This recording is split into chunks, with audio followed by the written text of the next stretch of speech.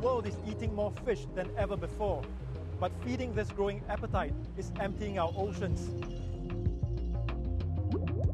Now, a booming industry is filling the gap.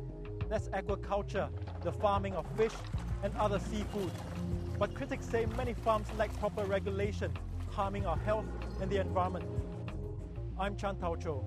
This week, 101 East explores Thailand's thriving seafood industry.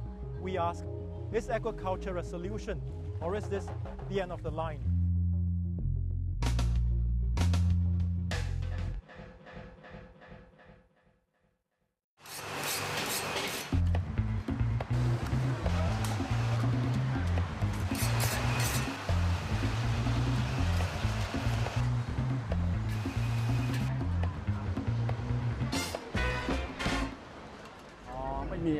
I don't need a special occasion for seafood.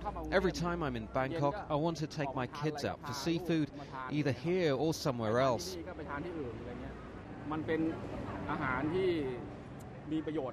It's healthy to eat fish. If you don't like pomfret, you can also eat mackerel, snakehead or grouper.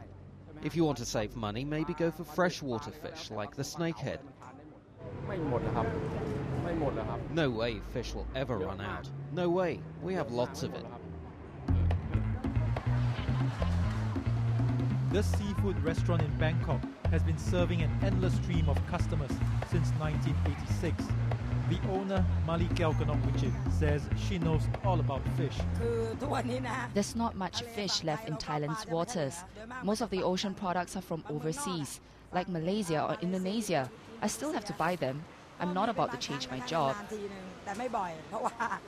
Sometimes supplies fall short. Distributors have to find a substitute fish or get farm seafood. They'll have to find a solution. But I have this problem from time to time. The problem stems from overfishing, leaving the world's oceans in desperate need of breathing space to replenish. According to a recent UN Food and Agriculture report, more than 80% of the world's fish stocks are overexploited or recovering from depletion. Much of it caused by huge trawler nets that clean out everything and anything in their path. SUCHART LIMTANG has been fishing this way for 30 years.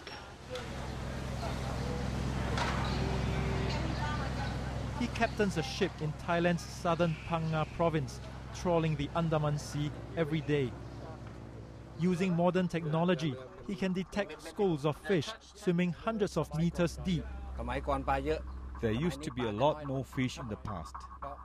There's much less now because there are so many more fishing trawlers. Everyone uses the same machines and methods. This is the sonar that helps catch fish. This radar indicates the location of other boats in the area. This is a satellite, also to locate fish. And this one here detects fish underneath the boat. You can catch a big group of fish with this setup. This screen will display a red blob that shows where they are. If the flashing goes on repeatedly, there could be more than 10,000 fish. In the past, we would only head out to sea for 1 or 2 hours each time. Now we have to go further and trawl for 6 or 7 hours because fish stock near the shores have depleted. SUCHART says trawlers used to catch 10 tons of fish a trip. These days, they're lucky to manage half of that. The trawlers also capture massive amounts of smaller fish of little commercial value, known as trash fish. But for coastal fish farmers like Watana Sukcharon, they are anything but trash. Instead, they are feeding a booming billion-dollar industry, aquaculture.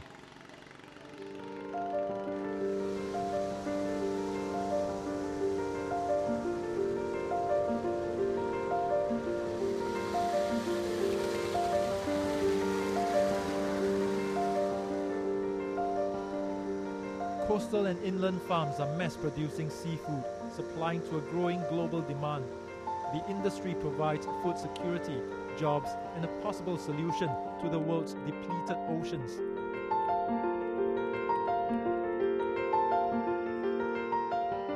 Asia supplies 90% of global production, worth $100 billion a year. Thailand is among the world's leading aquaculture producers, together with China, India, Vietnam and Indonesia. But is there a catch? Raised in crowded conditions, disease spreads easily, leading to widespread use of chemicals and antibiotics. So what exactly are we eating? Fish usually die during the dry season, but not the rainy season, especially the newly caught ones. I've no idea why. I've tried feeding them medicine, but it's not working. A gallon costs $30. I've tried it many times, but they still die. To treat the diseases, I soak the trash fish in it for half an hour before feeding. It's supposed to cure the scratches and infections. When you culture fish, fish are kept in a confined area.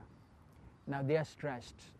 Now once the fish are stressed, they become highly susceptible to microorganisms that are always present in the water. When the fish farmers use chemicals, sometimes they tend to overdose. Of course, when you overdose, you stress the fish further and they may lose more fish. Now, the increase of the high dose used to treat fish, if we are not careful and we sell to the market immediately, that will affect the consumer as well. Now you can get in some cases humans consuming fish treated with antibiotics or treated with certain chemicals, that could be even toxic. But the Thai government believes existing safety checks are good enough. We have the national monitoring program for residue and drugs that to prevent the contaminant or the residue from the chemical or the antibiotics. So we have these programs that will ensure safety and quality of the product, especially those to sell internationally. But such fish farms may not be sustainable. Ironically, as feeding fish in a net requires catching more fish from the sea. Each year, Thailand snares 400,000 tons of trash fish, much of it used as fresh or processed fish meal. In the longer term, you've got to imagine that this can't really be the most sustainable way to produce fish protein. If we were to grow more and more carnivorous fish in floating cages and the demand for fish meal or chopped up fish to feed them grew higher and higher and higher, then we will be deliberately targeting even more trash fish to feed the cage fish. The Thai government estimates aquaculture and its related industries create more than 2 million jobs here.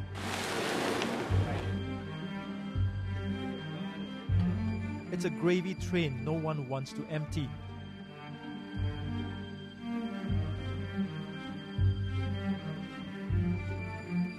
To curb overfishing is not to stop producing the fish to meet the demand, but we have to do the management measure efficiently in our country.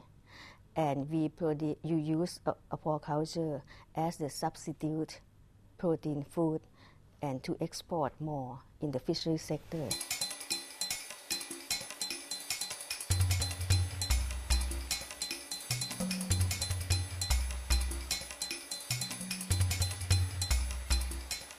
Thailand is also the world's #1 farmed shrimp exporter and home to one of Asia's largest seafood export companies, SIAM Canadian Foods. The company stresses the importance of aquaculture as a reliable food source. From Asia, we export frozen aquacultured shrimp to over 70 countries around the world, and in terms of aquacultured fish, close to that as well.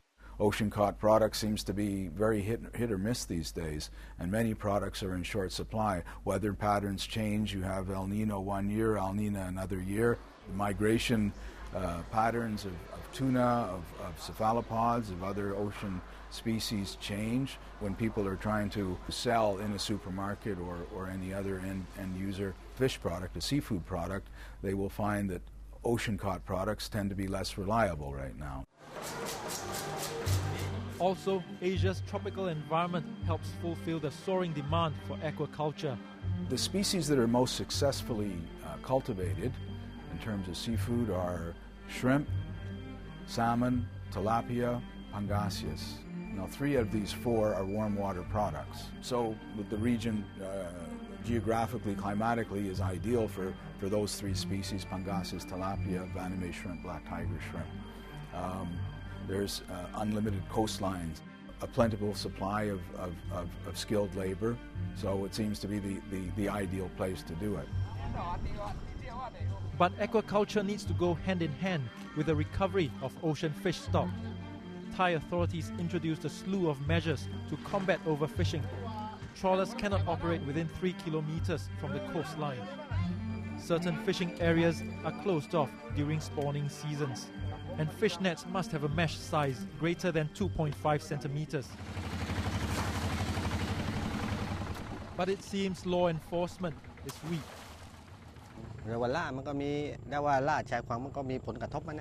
Of course, we are affected by big trawlers and their technology.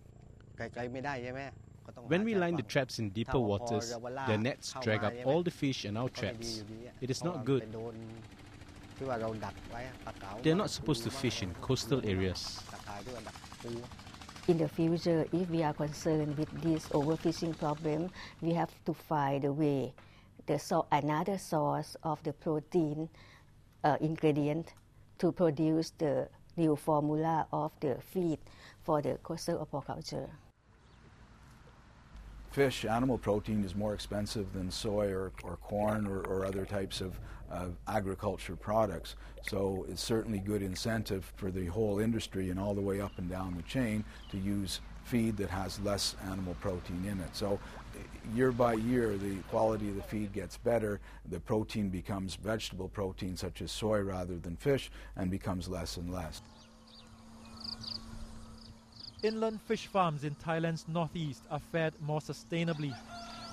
In Udon Thani province, many farmers breed tilapia in freshwater ponds, feeding them cheap vegetarian fish meal. Ponchai Tongwun supplies this fish to local markets. Tilapia is easy to rear, grows fast, and is tolerant to high stocking densities and poor water quality. To cut costs and provide additional income, he farms chickens in coops on stilts, perched above the ponds.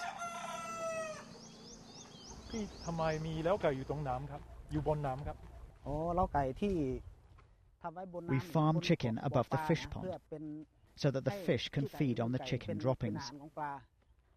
Whatever they don't finish will encourage the growth of plankton, and that can be fish feed as well. With this plankton, it helps reduce our feeding cost.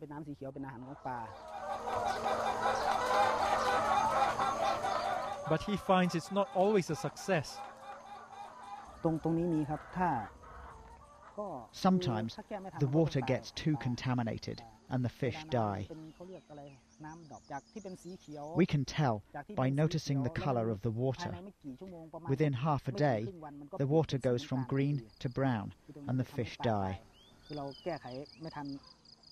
Experts warn that integrated farms like these need extra caution with the health of all livestock. If the chicken have some parasitic diseases, some of the parasites that are found in chicken can also be found in fish. So we have to be careful. The chicken dung that comes down, droppings of the chicken dung from above can infect the fish. But Ponchai says his methods are sound. His farm is government certified for Good Agriculture Practices, or GAP. Achieving GAP standard allows farms to export their produce. However, authorities conduct random checks on farms only once every 2 years.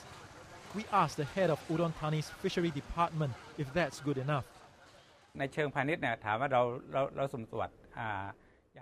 For commercial fisheries, we do random checks after the farmers are granted the license.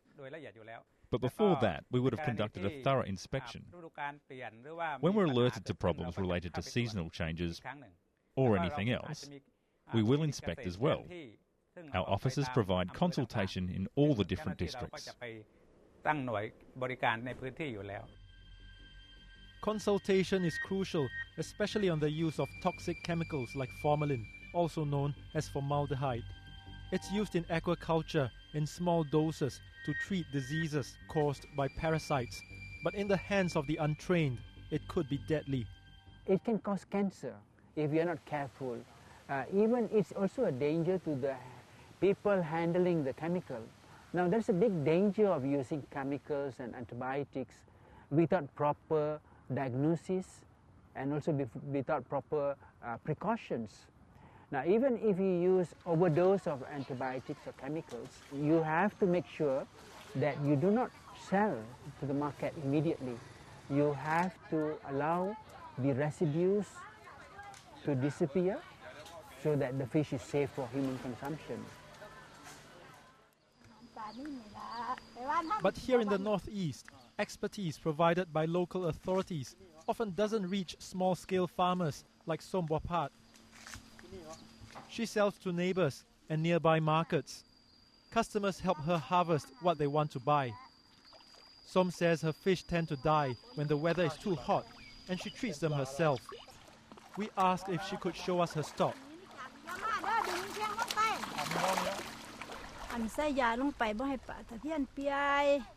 I add medicine to the pond to protect the fish from disease or to cure the sick fish. The medicine could be hair perm chemical. The bottles are alike anyway.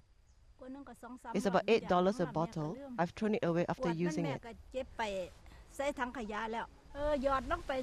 I just splash it into the pond. It gives the fish a better color. There's no problem. There are a lot of people doing very, very small operations who've had no real training in the appropriate use of chemicals and are just doing what they think is right or what their friend or their neighbor has told them. At Bangkok's KASETSART University, Dr. SURIYAN TUNKIJJANUKIJ is the Dean of the Fisheries faculty. He says up to 1 in 5 fish farms in Thailand breach health and safety regulations.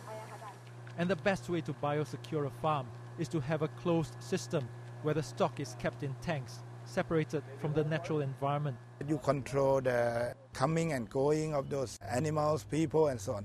You need investment. That is only some maybe medium and larger farming, they can do it. In the future, I think if you need security, you have to control the water, inlet of the water. So maybe closed system will be the answer.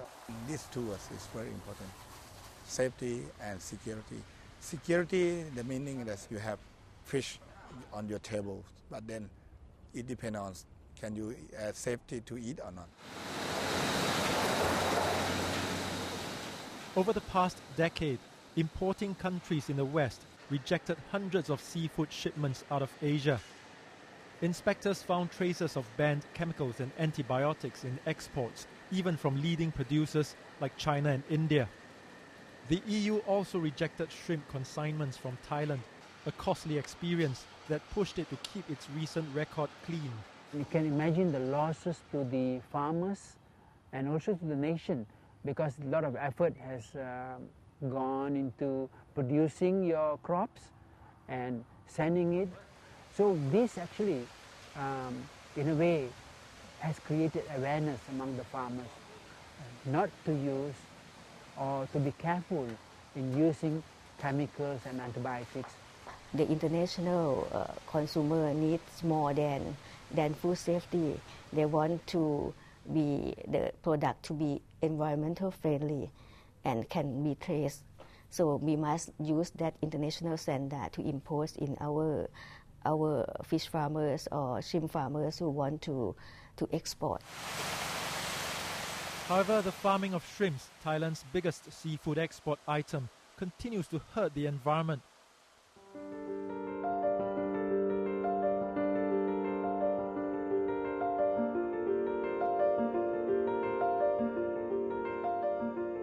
In the southern Kuraburi district, the International Union for Conservation of Nature feels not enough is being done to protect the mangroves near shrimp farms. Actually, by the regulation, they should treatment that the waste water first before release to the mangrove. But as I said, that very low law enforcement. Therefore, it's mostly if they release directly to the mangrove, That means they can save costs on the treatment. The commercial shrimp farm sometimes affected by the disease, and they need to use a lot of the chemicals to treat those shrimp farms. And in many areas, the local people complain that a lot of fish die, a lot of the water in the area bad quality and affect to their lifestyle and their fishing in the area as well. Fish is the main protein source for the world's poor, but Asia's growing wealth is also expanding the appetite for seafood.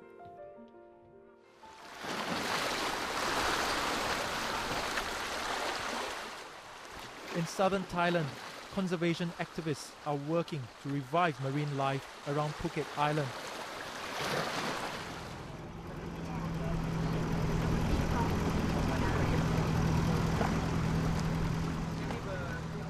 SUPPACHAI THAMMACHOTE assisted local authorities in sinking vessels and concrete structures into the ocean to create artificial reefs.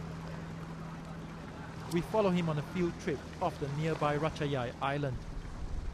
The artificial reefs are meant to provide a habitat for marine life to thrive, but many wonder if poor fishing practices have been too much for any effort to restore the ecosystem and replenish fish stock. Let's take a look. Yeah.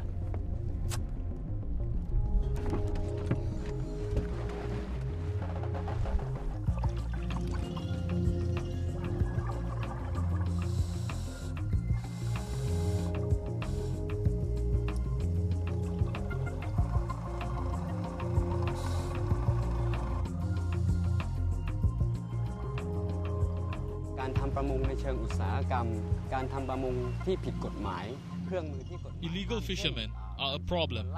They use nets of the wrong size and damage reefs. The artificial reefs create a barrier against these fishermen when they come within 3 kilometers from the shore.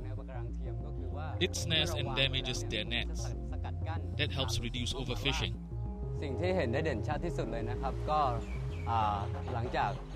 The most obvious thing is the growth they have created. Over 4 or 5 years, we can see small branches of reefs growing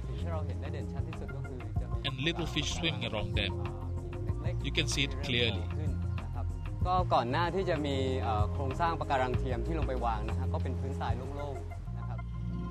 Before, this was just an empty, sandy seabed. Now there are many fish.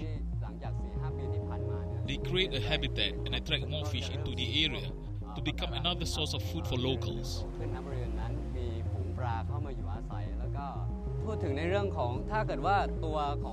Artificial reefs help the ecosystem recover. In time, there will be plenty of bigger fish coming to make this their home as well. Thailand has created several artificial reefs along its coastline, but recovering marine life takes time. Meanwhile, to make up for the vast emptiness in our oceans, demand for aquaculture is growing at a staggering rate, providing a constant supply of fish at lower prices. But it also raises questions about the safety of what's ending up on our dinner tables.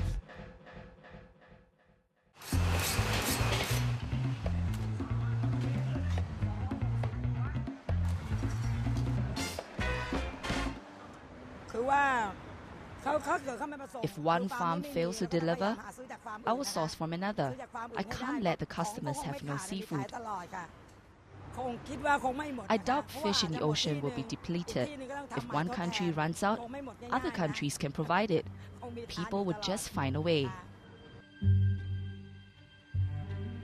But first, the enforcement of safety regulations needs to keep up with the fast expanding industry.